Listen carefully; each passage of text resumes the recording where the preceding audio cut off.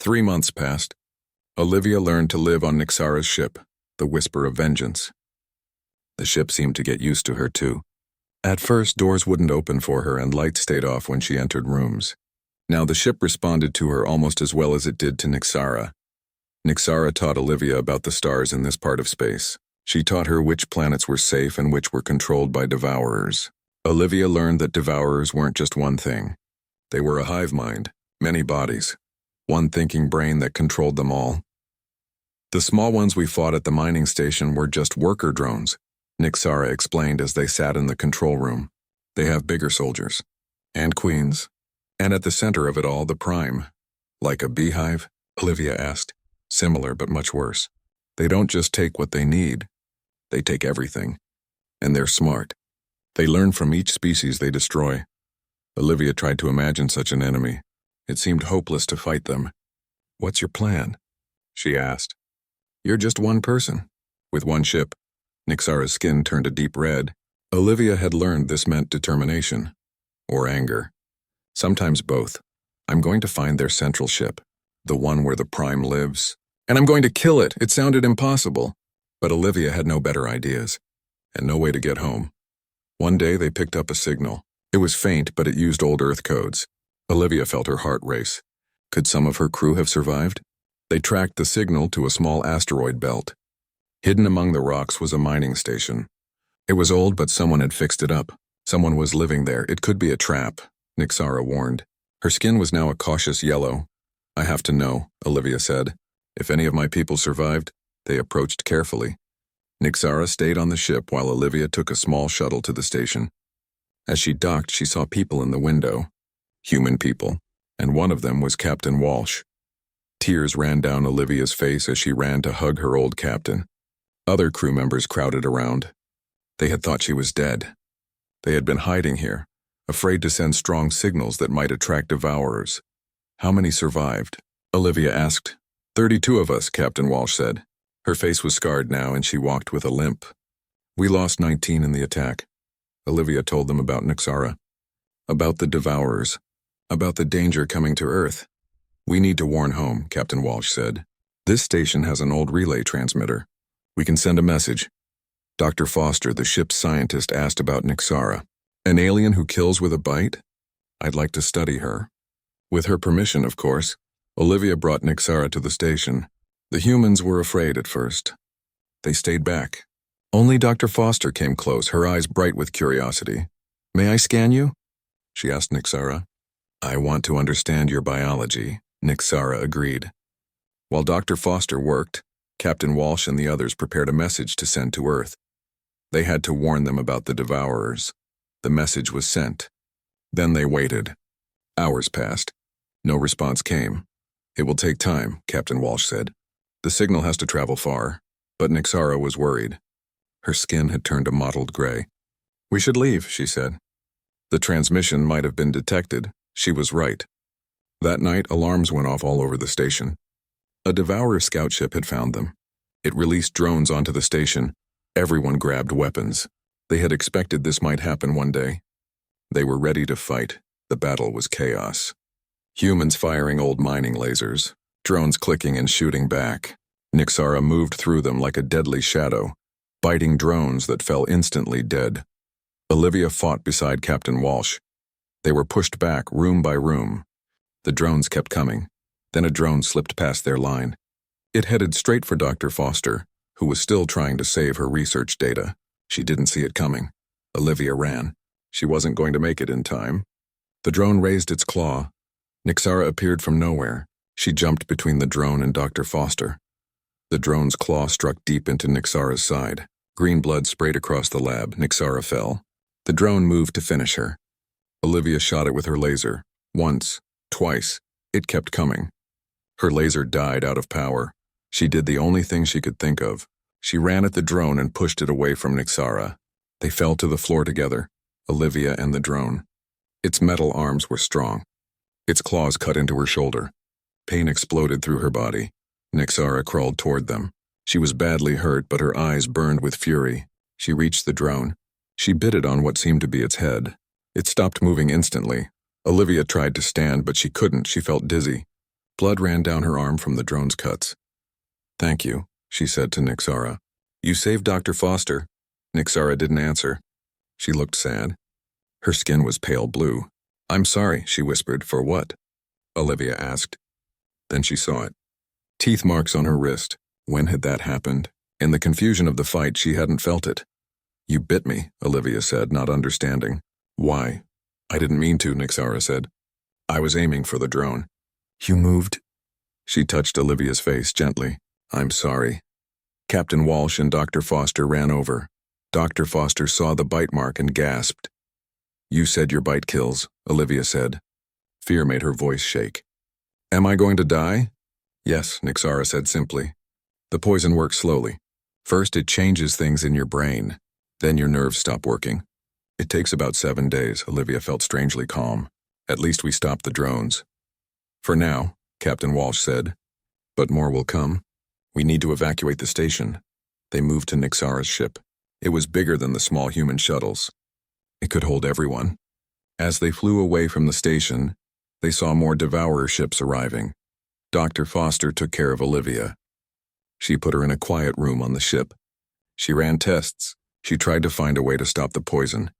"There's nothing to be done," Nixara told her. "No one has ever survived our bite. Not in all our history." Days passed. Olivia got worse. She had fever dreams. She saw strange colors. She felt like her brain was on fire. Sometimes she screamed from the pain.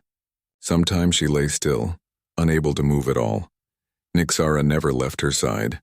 She talked to Olivia, telling her stories about her world before it was destroyed, about the silver forests and the 3 moons, about the great cities her people had built. On the 4th day, Olivia could no longer speak. Her body wouldn't respond to her brain's commands. On the 5th day, she couldn't see. Everything was darkness. On the 6th day, she could only hear faintly. Nixara's voice seemed to come from very far away. "I wish you could have seen my world," Nixara was saying. "You would have liked it. We had animals that could change colors like me, and fruits that sang when they were ripe." Olivia wanted to answer, but she couldn't. She was floating away. She felt death coming. Then on the 7th day, something strange happened. The pain stopped.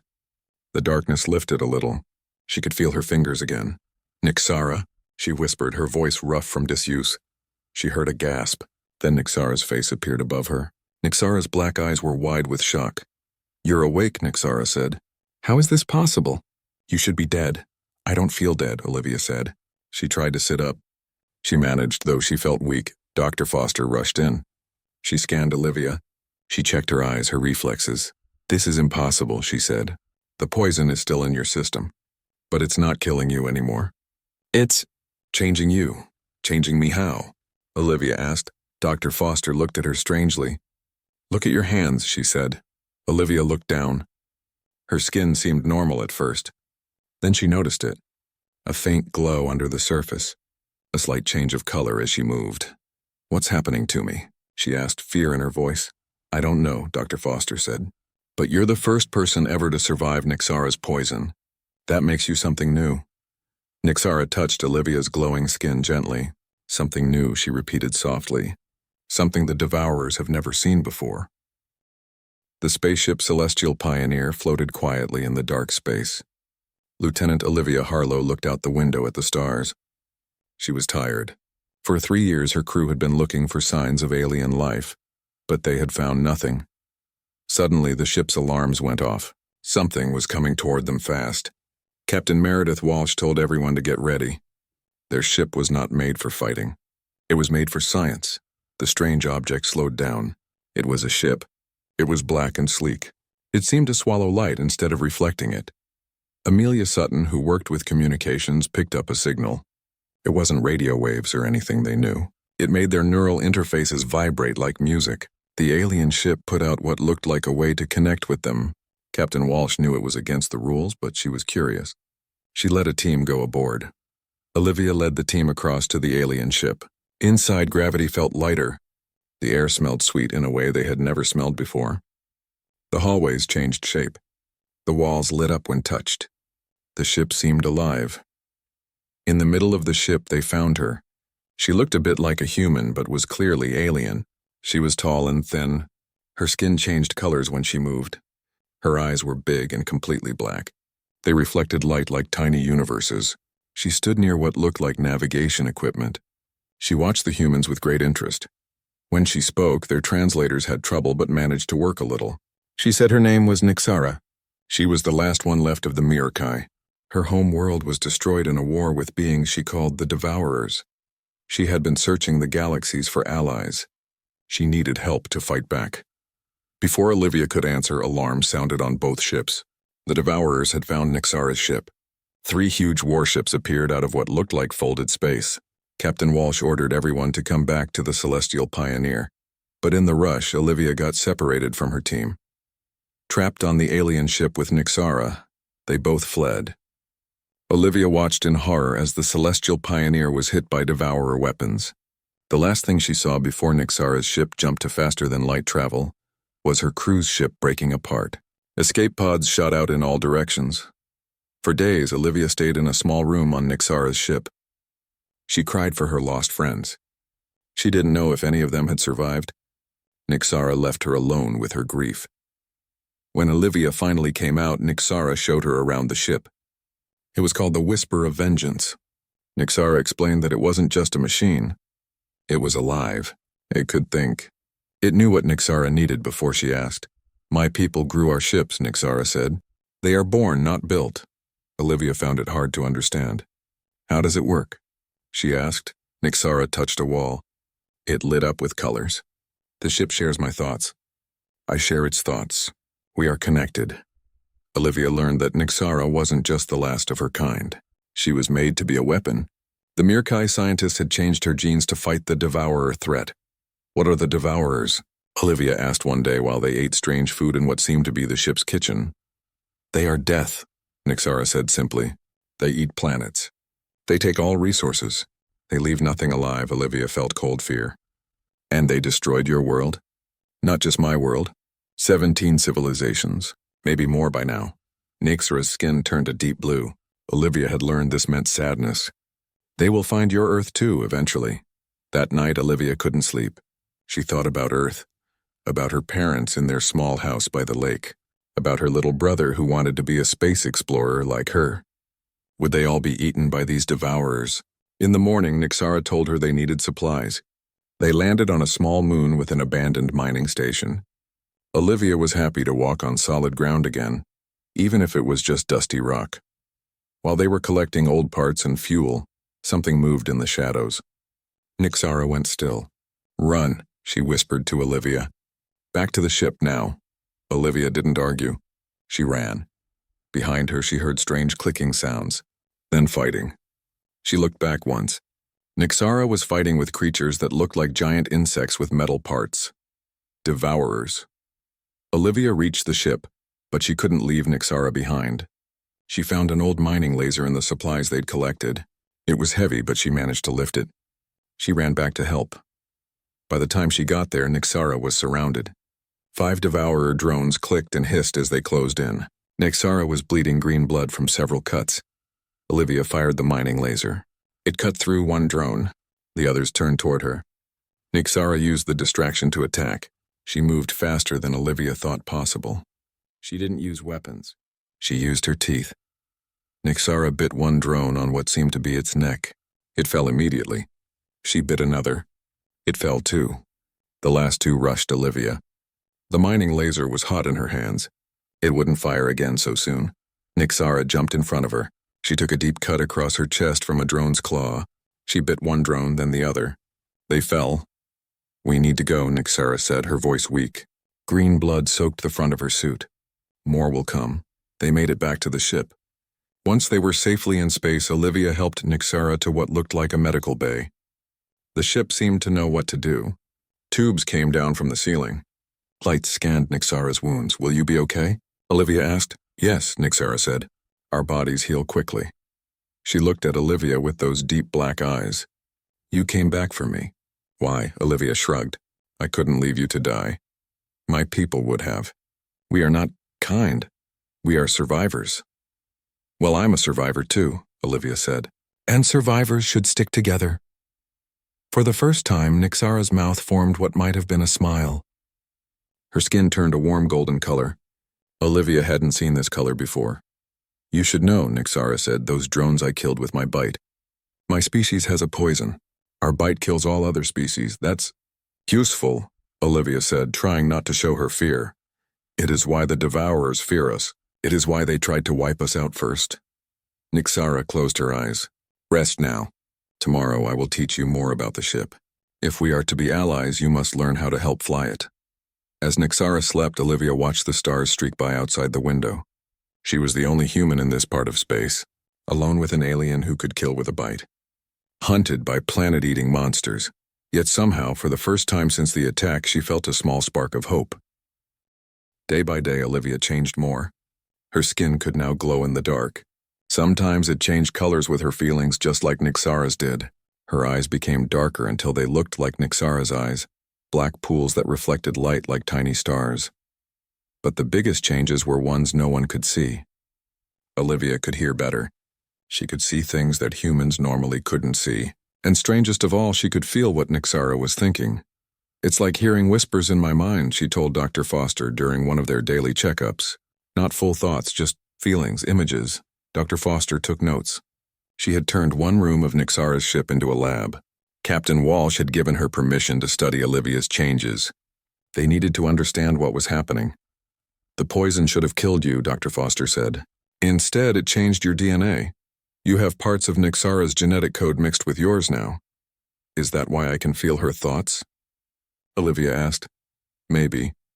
Her species seems to be partly telepathic. They connect with their ships that way. Now you can connect too. Olivia found she could talk to the Whisper of Vengeance. She could feel the ship's strange, alien thoughts. It was alive in a way she hadn't understood before. She also found she was stronger now. Faster. When she cut herself, the wound healed in minutes.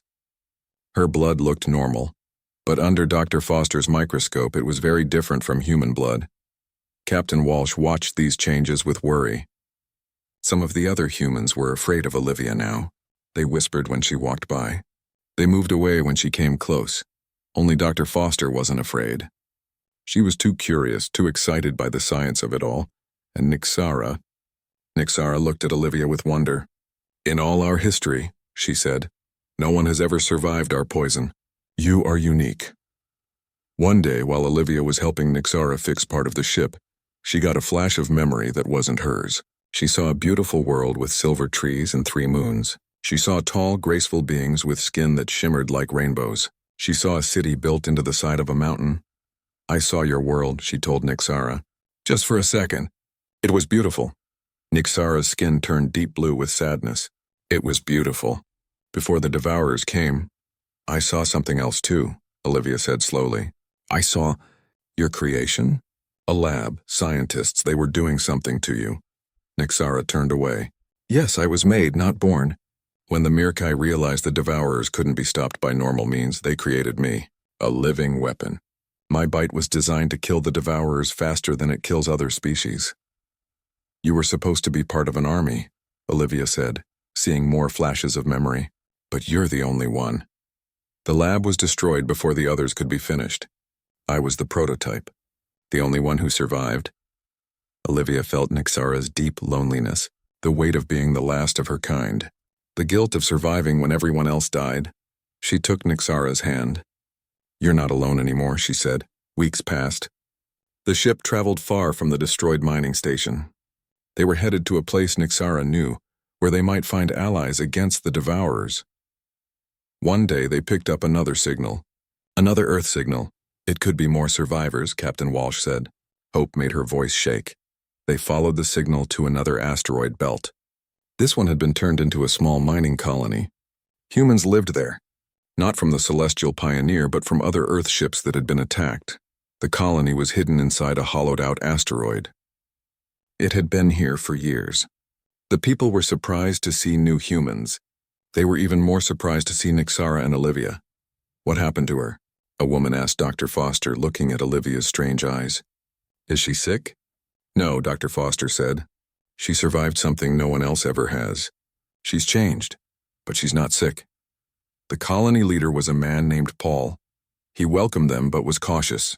We've stayed hidden from the Devourers for 3 years, he said. We don't want to attract their attention. It may be too late for hiding, Captain Walsh said. They're moving toward Earth. We sent a warning, but we don't know if it was received. They shared information. The colony had maps of devourer movements.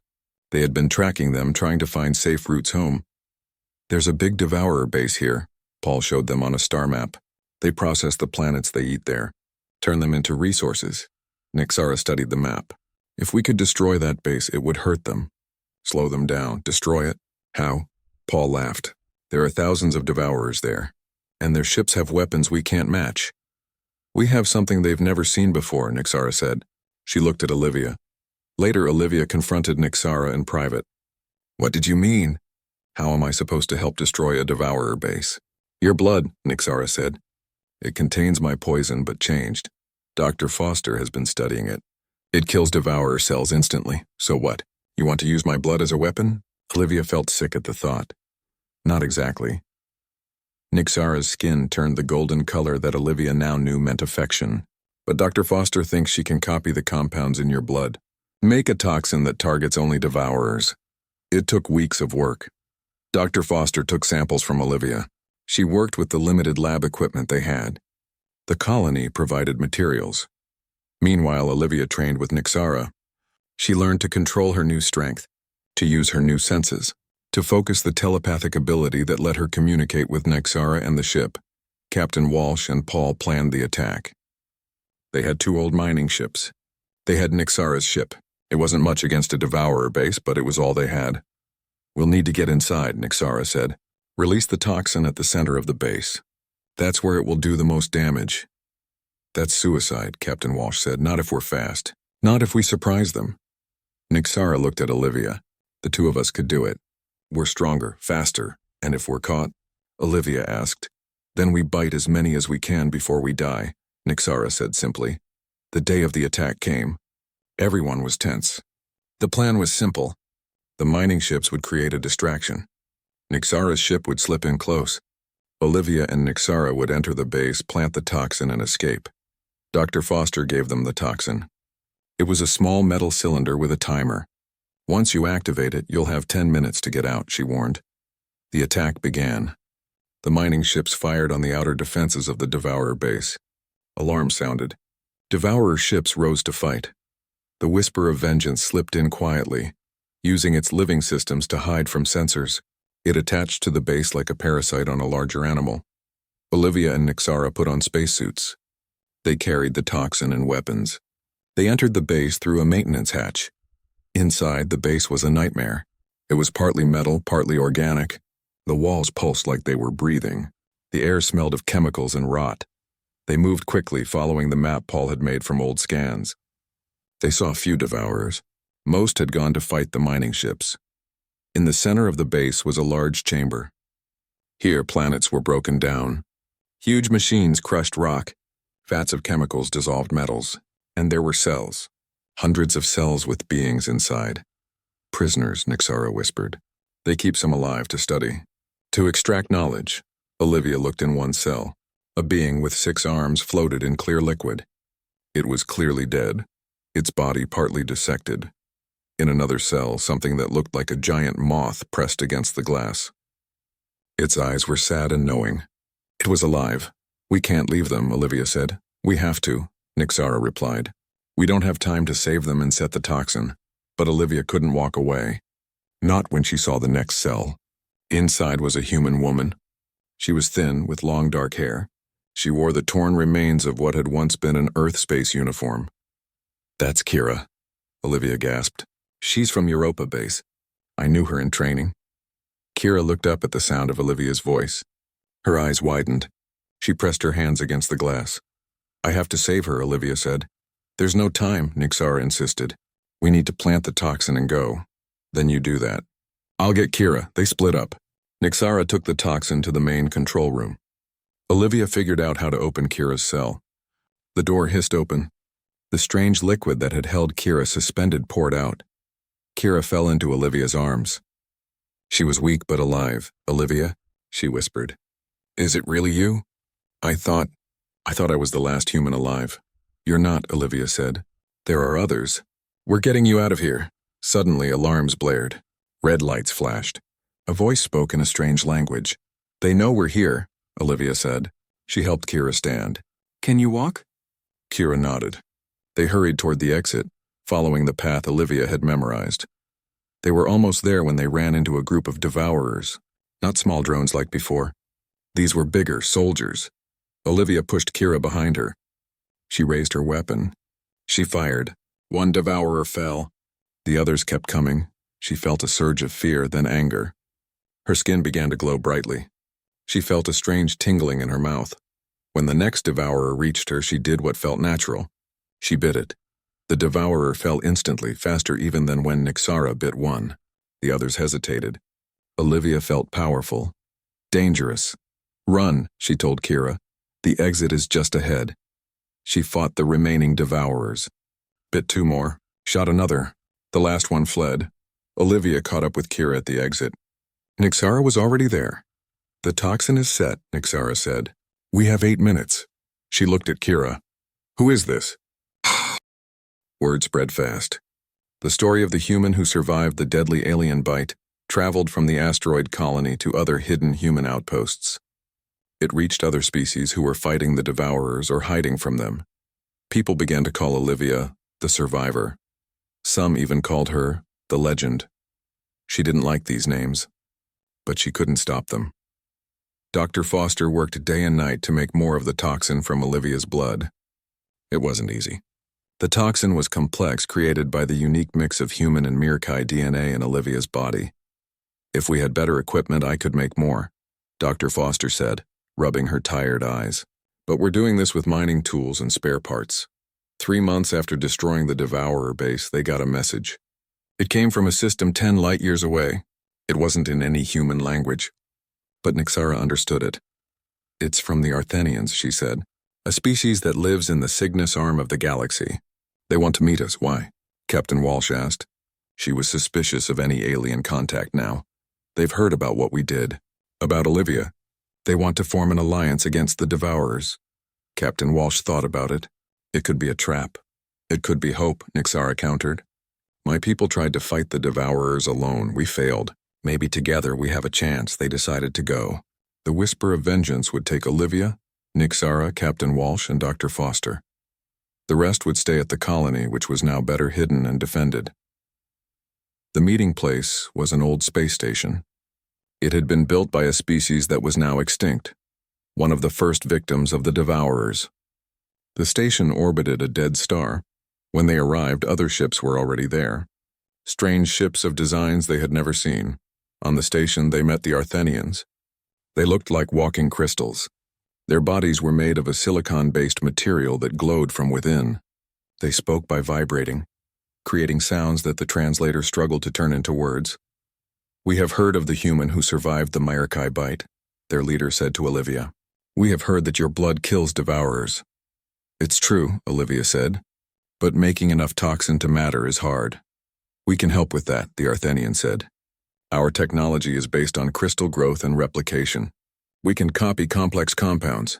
They also met the Vosht, a species of gaseous beings who lived in special suits. They could change their density at will, becoming solid or nearly invisible. "The Devourers destroyed our home cloud," their representative said. Its voice came from a speaker on its suit. "We have been running for decades. We are tired of running." The Taraki came too. They looked like giant lizards with 4 arms. They had once had a large empire but had been pushed back by the Devourers until only a few colonies remained. "We have warships," their general said. Her scales were scarred from many battles. "We have soldiers. What we lack is a weapon that works against the Devourers." For days they shared information, maps of Devourer territory, the locations of processing bases, the movement of fleets. It became clear that the Devourers were expanding in all directions. No part of the galaxy was safe. "There's a pattern to their expansion," Captain Walsh said, studying the maps. "They're not just eating planets at random. They're following specific resources. And they're heading toward Earth," Nixara added. "Your home is in their path." Olivia felt sick with worry. "We have to stop them, but how? Even with all of us together, they outnumber us."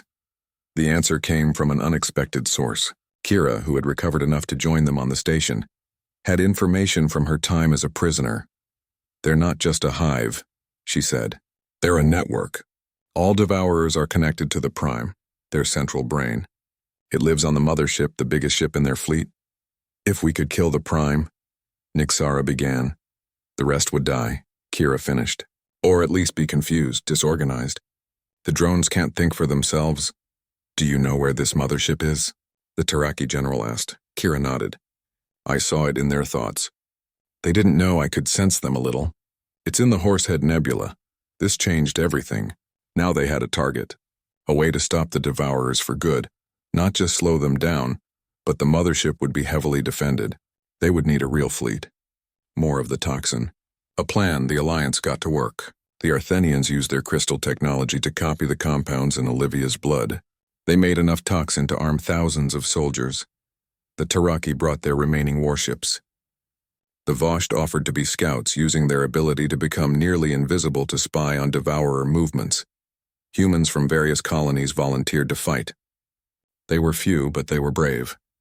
Olivia trained with Nixara. Her abilities kept growing stronger. She could now change her skin color at will. She could see in complete darkness. Her telepathic connection with Nixara and the ship was so strong that they could communicate without speaking. She also discovered that her bite was even more deadly to Devourers than they had thought. In a skirmish with a Devourer scout ship, she bit one of the drones. It not only died instantly, but the death seemed to echo through nearby drones, causing them pain. The Prime felt that, Kira said afterward. I could sense its shock.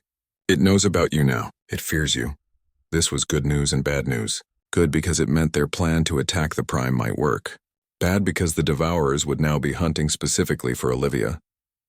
As the day of the attack grew closer, Olivia had trouble sleeping. She had nightmares about Earth being destroyed. About her family dying. About failing. Nixara found her one night sitting alone in the ship's control room watching the stars. You should rest, Nixara said. Tomorrow we fight. I'm afraid, Olivia admitted. Not of dying, but of failing. So many people are counting on us. Nixara's skin turned the golden color of affection. You have carried an impossible burden, she said. No one should have to become a legend. You understand, Olivia said. You were made to be a weapon too. Yes, my creators didn't ask if I wanted that role. Just as no one asked you if you wanted to survive my bite and become what you are now. Olivia looked at her hands. The faint glow under her skin pulsed with her heartbeat. Sometimes I miss being just human. You are still you, Nixara said. Changed, but still Olivia. And whatever happens tomorrow, I'm glad we met. Olivia felt the truth of those words through their mental connection. Me too, she said. The day of the attack came. The Alliance fleet gathered at the edge of the Horsehead Nebula. It was an impressive sight.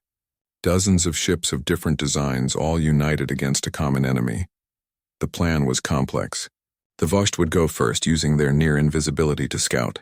The Taraki warships would attack the outer defenses of the mothership. The Arthenian ships would provide cover fire, and the Whisper of Vengeance, with Olivia, Nixara, and a strike team aboard, would slip through the chaos and dock with the mothership. Once inside, they would fight their way to the chamber where the Prime lived. Olivia would use her deadly bite on it. If they succeeded, the Devourer threat would end. If they failed, at least they would die fighting. The battle began. The Vosht reported that the mothership was even larger than they had thought. It was the size of a small moon. Around it orbited hundreds of smaller ships. The Taraki attacked first. Their warships fired energy weapons that cut through Devourer ships. But for each one they destroyed, two more came. The Arthenians moved in, their crystal ships glowing with power. They created shields that blocked Devourer weapons. In the chaos of battle, the Whisper of Vengeance slipped through. It approached the mothership from underneath where fewer defense weapons were mounted. Ready? Nixara asked as they prepared to board. Olivia nodded. She wore light armor that the Taraki had provided. She carried weapons, but her real weapon was herself, her bite, her blood, the toxin she carried within her. The strike team consisted of Olivia, Nixara, Captain Walsh, Dr. Foster, 2 Taraki soldiers, and an Arthenian crystal worker who could cut through any material. They entered the mothership through a maintenance hatch. Inside, it was like the processing base, but much larger. The walls pulsed. The air smelled of chemicals. Strange sounds echoed down corridors. They followed Kira's map, moving as quietly as possible. They encountered drones and soldiers. They fought. The Taraki were powerful fighters. Nixara was quick and deadly. Olivia used her new strength and speed and, when necessary, her bite. They lost one of the Taraki in a narrow corridor. The other was badly wounded but insisted on continuing. The deeper they went into the ship, the stranger it became. The walls were covered in a thin layer of liquid that moved as if alive. The floor sometimes shifted under their feet. Finally, they reached a massive door. According to Kira's map, the Prime was behind it. "How do we open it?" Captain Walsh asked. The Arthenian stepped forward. It placed its crystalline hands on the door. Light flowed from its body into the door. Slowly, the metal began to melt. "Hurry," Nixara urged. "They know we're here." Behind them, they could hear the clicking sounds of approaching drones. The Arthenian worked faster. The door melted enough to create a hole. They squeezed through one by one. Inside was a chamber larger than anything Olivia had ever seen. It was like being inside a cathedral. The walls rose hundreds of feet, and in the center, floating in a tank of clear liquid, was the Prime. 1 year had passed since the destruction of the Devourer mothership. 1 year since Nixara had given her life to save the galaxy. 1 year since Olivia had become a legend. The Alliance had grown stronger. With the Devourer threat ended, species that had been hiding came out of the shadows. They joined together to rebuild what had been destroyed. Earth had been warned in time. Defenses had been prepared, though a few Devourer scout ships had reached the Sol system. They had been defeated easily once their connection to the Prime was cut. Olivia had not returned to Earth. She couldn't. She was too different now. Her skin glowed and changed colors with her emotions. Her eyes were black pools that reflected starlight. Her blood was toxic to most species. She was no longer fully human. Instead, she had taken the whisper of vengeance and traveled. The living ship had bonded with her completely after Nixara's death. It responded to her thoughts as it once had to Nixara's. Together, they had explored parts of the galaxy that humans had never seen. They had met new species. Some were friendly. Some were not. Olivia had become known as a peacemaker, a bridge between different forms of life. But she had never forgotten Nixara. Sometimes, in quiet moments, she would access the memories they had shared through their mental connection. She would see Nixara's homeworld as it had been before the Devourers came. The silver forests. The 3 moons. The cities built into mountains. These weren't her memories, but they felt like hers now. Just as parts of Nixara's DNA had become part of her, so had parts of Nixara's mind. Today, Olivia was returning to the Alliance space station for the first time in months. Captain Walsh, now Admiral Walsh, had called a meeting of all Alliance leaders. Something important had been discovered.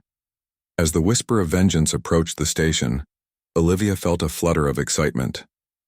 She would see old friends. Dr. Foster, who had continued to study Olivia's unique biology. Kira, who had become an ambassador between humans and other species. The Taraki general, whose respect Olivia had earned in battle. The station had grown. New sections had been added to accommodate more species. Ships of various designs docked at its many ports. Olivia was greeted warmly when she arrived. Her legend had only grown in her absence. Some of the younger Alliance members stared at her with awe. She ignored their stares. She had gotten used to being seen as something more than human. Admiral Walsh met her in the main conference room. The old captain looked tired but satisfied. The Alliance had been her vision as much as anyone's. "Olivia," she said warmly. "It's good to see you." "How was the Andromeda Nebula?" "Beautiful," Olivia said, "and surprisingly full of life. We found 3 new species living on moons around gas giants. They're pre-spaceflight, so we observed without contacting them." "Always the explorer," Admiral Walsh said with a smile. "Just like in the old days on the Celestial Pioneer." Those days seemed like a lifetime ago to Olivia. She had been a different person then. Young, eager, fully human. "Why did you call this meeting?" she asked. "Your message said it was urgent." Admiral Walsh's face grew serious. "Dr. Foster has been studying the Devourer remains we recovered from the mothership. She found something that concerning." The meeting began. Leaders from all Alliance species gathered around a large table. Dr. Foster stood at the head, looking both excited and worried. "Thank you all for coming," she said. "As you know, I've been studying Devourer biology since the end of the war. Recently, I made a discovery that changes our understanding of what the Devourers were." She activated a hologram in the center of the table. It showed a strand of DNA or something like DNA. This is the genetic code of the Devourers, she explained. It's unlike anything we've seen before, except, she looked directly at Olivia, except that it contains elements that match Mirkai DNA. A murmur ran through the room. Olivia felt cold shock. Are you saying the Devourers and the Mirkai were related? She asked. Not exactly, Dr. Foster said. I'm saying the Devourers were created from Mirkai genetic material. They were engineered just as Nixara was engineered, but by whom and why I don't know. This revelation hit Olivia hard.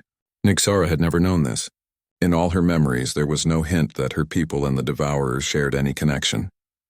There's more, Dr. Foster continued. When the Prime was destroyed, it released a signal, a very specific signal that traveled faster than light. We detected it but didn't understand its purpose. Now I think I do. She paused. It was a distress call. The room went silent. A distress call to whom? The Arthenian leader asked, its crystal body flashing with concern. To whoever created both the Mirkai and the Devourers, Dr. Foster said, and we have reason to believe they received it. Admiral Walsh took over. Long-range scans have detected something entering our galaxy from intergalactic space. Multiple somethings. They're still too far away to identify clearly, but they're large and they're coming fast. Olivia's mind raced. If the Devourers had been created beings like Nixara, what did that mean? Had they been weapons too? Had they gotten out of control? And who would create such things? Who would set loose a species that consumed entire planets? How long do we have? The Taraki general asked. At current speeds, they'll reach Alliance space in approximately 6 months, Admiral Walsh said. 6 months to prepare for an unknown threat. 6 months to ready defenses against creators powerful enough to engineer both the Mirkai and the Devourers. The meeting continued long into the night. Plans were made. Defenses discussed. Scout ships would be sent to gather more information. The Alliance fleet would be strengthened. Afterward, Olivia returned to the Whisper of Vengeance. She felt unsettled. The revelation about the Devourer's origins raised too many questions. She sat in the control room looking out at the stars. The ship sensed her mood. The walls pulsed with calming colors. What do you think? She asked aloud. Though she didn't need to speak for the ship to understand her. What would Nixara say if she knew? The ship had no answer. It shared her concerns, her confusion. Olivia closed her eyes. She reached into that part of her mind where Nixara's memories lived. She searched for anything that might give a clue about the Devourer's origins.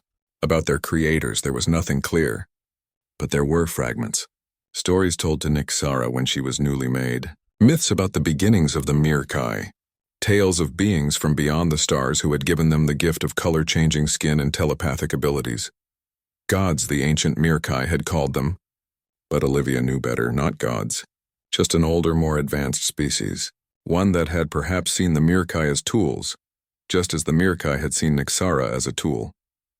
A soft chime interrupted her thoughts. Someone was requesting permission to board. The ship showed her who it was, Dr. Foster. Olivia let her in. Dr. Foster looked tired but determined. She carried a datapad. I thought you might have questions, she said, sitting across from Olivia. Things you didn't want to ask in front of everyone. I have many questions, Olivia admitted. But I'm not sure you have the answers. Try me, Dr. Foster said with a small smile. I've been studying this for months. The Devourers. If they were created like Nixara, what was their purpose? Why make something that consumes planets? Dr. Foster sighed. I've thought about that. The Devourers didn't just eat planets. They processed them, broke them down into base elements. It was efficient, if destructive. Resource gathering, Olivia said, understanding. They were mining tools gone wrong? Maybe, or maybe they worked exactly as intended. Clear the way for their creators by removing other life forms. A cold thought struck Olivia. What if the Mirkai were created to clean up after the Devourers? To stop them once they'd cleared enough space? Dr. Foster nodded. I've considered that too. It would explain why Nixara's poison was so effective against them. She was designed to kill them. But something went wrong, Olivia continued. The Devourers got out of control. They attacked the Mirkai first instead of the other way around. Exactly. And now with both their tools destroyed or compromised, the creators are coming to see what happened. Olivia stood and paced the room. Her skin flickered between colors as her emotions shifted. We need to know more about them. These creators. What they want. What they're capable of. That's why I'm here, Dr. Foster said. She activated her datapad. I have a proposal. The scout ships were sending, I want you to lead them. Me? Why? Because you're unique. You carry both human and Mirkai DNA. You understand both perspectives. And you have Nixara's memories. If anyone can figure out what these creators are, it's you. Olivia considered it. She had been exploring on her own for a year. Working with a team again would be different. But Dr. Foster was right. She had unique insights that might help. When would we leave? She asked. As soon as the ships are ready. A week, maybe 2. Dr. Foster hesitated. There's one more thing. It's risky, but it might give us an advantage. What is it? Your blood. The hybrid toxin. It worked against the Devourers because they were partly made from Mirkai genetic material. It might work against the creators too, or at least give us information about their biology. Olivia understood what Dr. Foster was asking. She would need to give more blood samples, more tests, more time in the lab. She had avoided that for the past year, preferring the freedom of space. But the stakes were too high to refuse. I'll do it, she said. Whatever helps you,